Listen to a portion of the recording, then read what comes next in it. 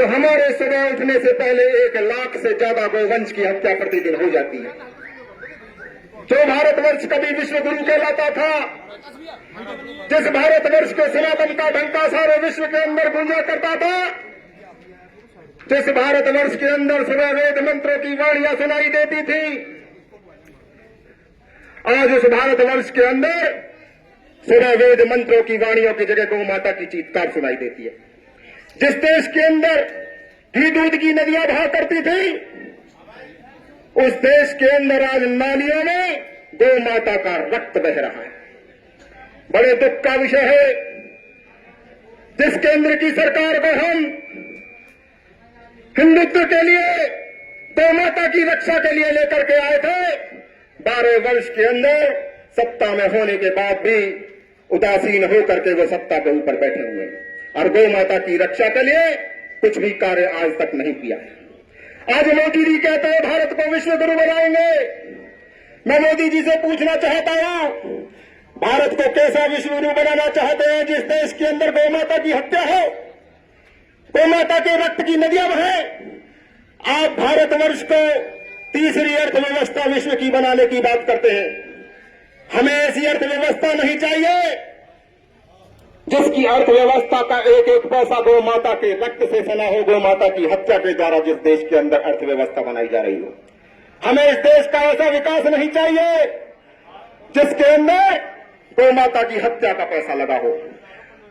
आप भारत को तीसरी अर्थव्यवस्था बनाने की बात करते हो।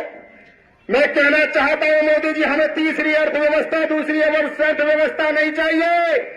आप केवल भारतवर्ष की भूमि को गौ हत्या के पाप से मुक्ति दिला दो, हम पहली अर्थव्यवस्था भारत को अपने आप बनाएंगे।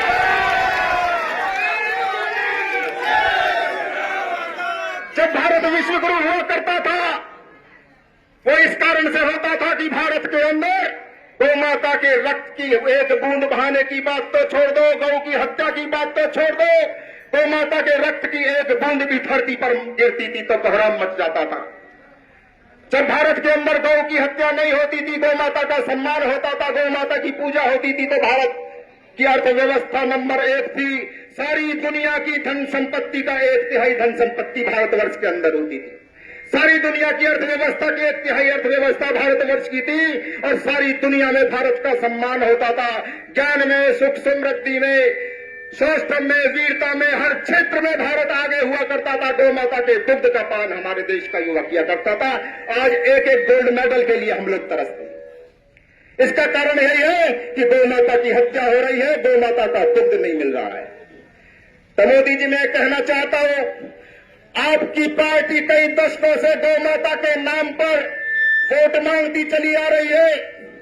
आप केवल गाय को केवल सत्ता की चाबी समझना शुरू कर दिया है, जिसके कारण से आज भी गौ माता की हत्या हो रही है।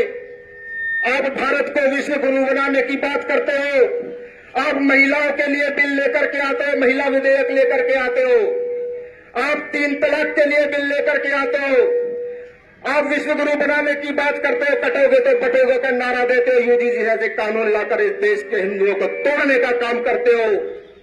आप कैसे भारत को विश्व गुरु बनाएंगे? आज आपके मंत्री कहते हैं कि मुसलमान घरों के अंदर गौ का मांस खा सकता है। आज आपकी सरकारें गौ हत्या का समर्थन करती है। आपकी सरकारें कहती है कि हमारे क्षेत्र के लोग गौ मांस के बिना रह नहीं सकते। तो मैं कहना चाहता हूं, जो हिंदू आपको गौ रक्षक समझ करके सत्ता पर बैठाया था, या तो होश में आ जाओ। जो हिंदू आपको सत्ता में बैठाना जानता है, वो आपकी कुर्सी को उखाड़ कर आपको सत्ता से गिराना भी जानता है।